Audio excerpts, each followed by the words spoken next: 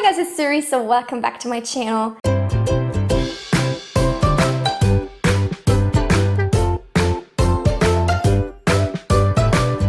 In today's video, I wanted to talk to you about how to find motivation to read more. I get asked this question a lot, like, how do I read more? How do I do this? And I feel like people are always asking for, or like wanting me to give them, like, I don't even know, like a magic answer, like this is the one thing that you need to do to read more. And it's just not that easy. And I typically just say, make more time to read. Just prioritize reading times where you would otherwise be on your phone, doing nothing, like on social media, whatever.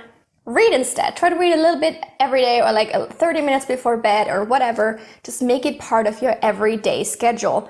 And that way, you'll just naturally read more. But I also realize that it's just not that easy sometimes, because what if you just are not motivated? Like you technically want to read, but you feel no motivation. And I genuinely can relate to that so well, because right now especially, I'm in a really big reading slump. I think it's partially because I'm currently trying to read Game of Thrones. Actually, this is A Storm of Swords. And it's taking me forever. The book is 1,128 pages long. I will never ever forget that number again. Even though I am reading a lot and I'm already like close to the end, it's very difficult to motivate myself right now. Like I just really don't want to do it, and I don't know why. How to change that, how to get out of a reading slump, and how to find motivation to read more. Those are all kind of the same questions, I guess. And today I wanted to give you and myself some advice on how to do that, because theoretically I know very well how to do that. I just haven't been able to implement it yet so far, this time around at least. So I hope this video motivates you and me as well to change something about that. All right. The first tip that I have is to literally induce FOMO in yourself. That sounds weird, I know. But basically what I mean by that is somehow getting yourself to a point where you feel like you have to be reading that. Like all you want to do is read right now because you see other people do it and then you want to participate. So for example, as with most other reading slumps, I don't really watch a lot of booktube videos because I'm not that interested in it.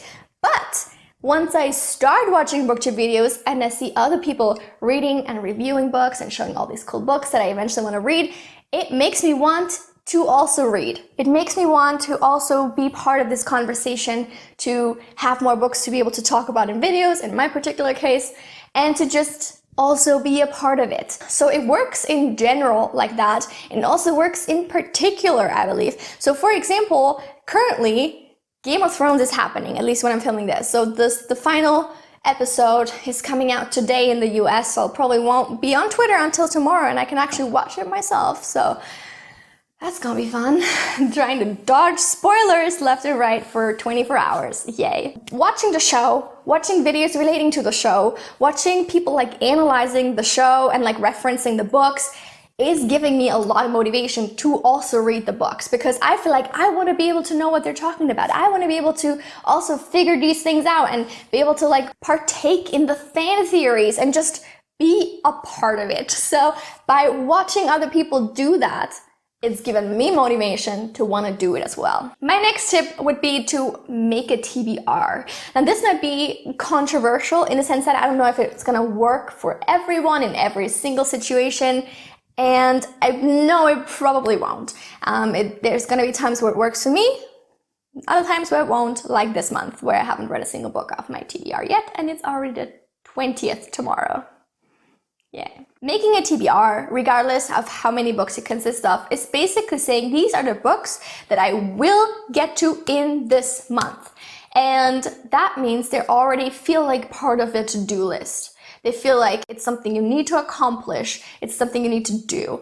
And as I said, I know in some situations this can be adding unhealthy pressure, negative pressure, for you to read something that you actually don't want to read. And like with many things, when you're too pressured into it, you just won't do it and like shut down and eventually just not read it all, which is definitely what's happening to me this month. And my TBR is just scary more than anything else. But other times it works as positive pressure, as something that I can use to motivate me to read because I know this is on my to-do list. And once I tick it off, I can feel productive and I can feel good about myself. And even though it's just something like read a book, it's not actually productive for uni or work or whatever, it still makes me feel good. It makes me feel productive. It makes me feel like I've accomplished something. And that, in turn, is going to translate into me wanting to read another book and have that same feeling again. So, as I said, this could be positive, it could be negative.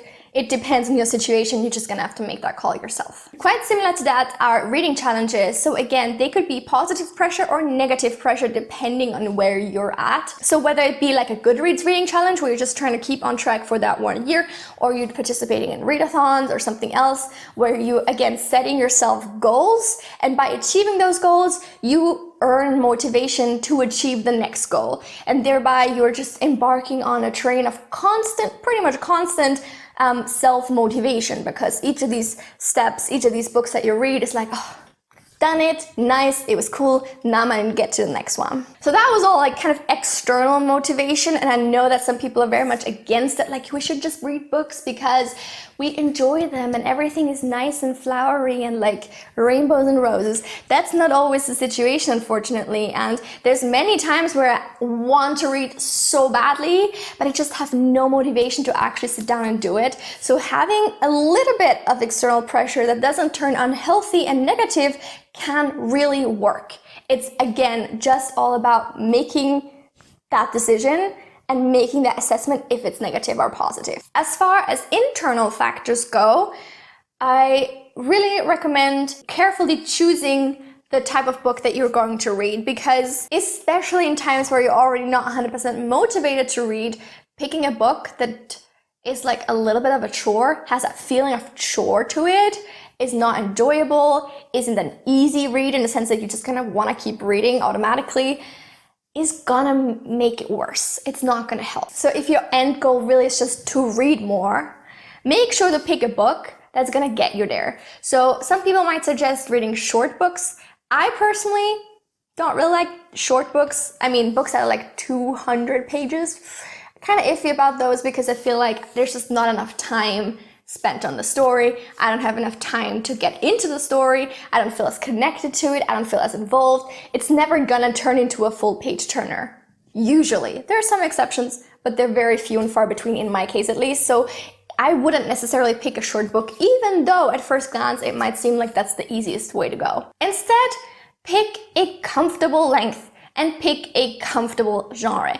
Pick something that you can actually see yourself reading. Don't set your goals like super high, like I want to read War and Peace this week. How can I motivate myself to do that? Don't start there. That's a whole other thing. That's a whole other realm. We're not there yet. We need to work ourselves up to that. So just pick a book that sounds fun, that sounds interesting, that sounds like something that's really up your alley based on your previous reading history, basically. Based on the author, whatever, based on reviews. Just pick something that's a comfortable length. For me, it's usually between 300 and 400 pages, which is also, I think, about the length of 80% of the books out there. So that's pretty much perfect.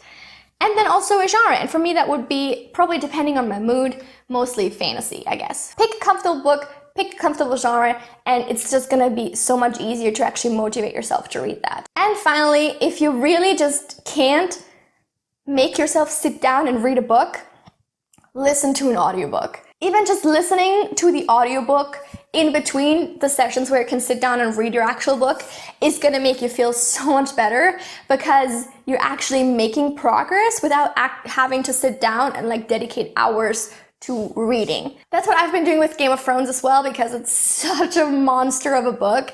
And listening to the audiobook when I'm like going to uni or going grocery shopping is really helping, because I feel like, oh, I've just been gone for an hour and I've gone through 2 chapters already, while also being productive and doing the things that I needed to do, like running my errands and going places. Like, all of that can really make you feel better about your whole situation, more motivated, and you can then go back to your physical copy and like actually skip parts, and it just feels good. Like, it's all about feeling good about the whole process. If it makes you feel good, if it makes you feel productive, if it makes you feel like you're enjoying yourself, you're doing something positive, you're gonna have a much easier time, and you're gonna be more likely to actually want to read, because sometimes overcoming that initial block and like initial hump is really all the difficult part. And once you're there, the book kind of reads itself, as long as it's a good one at least. I'm sorry I've been so expressive in this video. It's when I can't hold a book and my tea is still too hot to hold the entire time, then I just need to do something with my hands. Sorry. It's genetic somehow. But I hope you enjoyed this video. I hope this was helpful and interesting. And if you have any other tips on how to find motivation to read more, leave them in the comments. I would love to know, especially right now. I'm in desperate need for more advice on that. And while you're down there, please don't forget to give this video a like and subscribe to my channel. I upload every Tuesday, Friday, and Sunday. And I hope to see you very soon with another video. Until then, have a lovely week. Bye!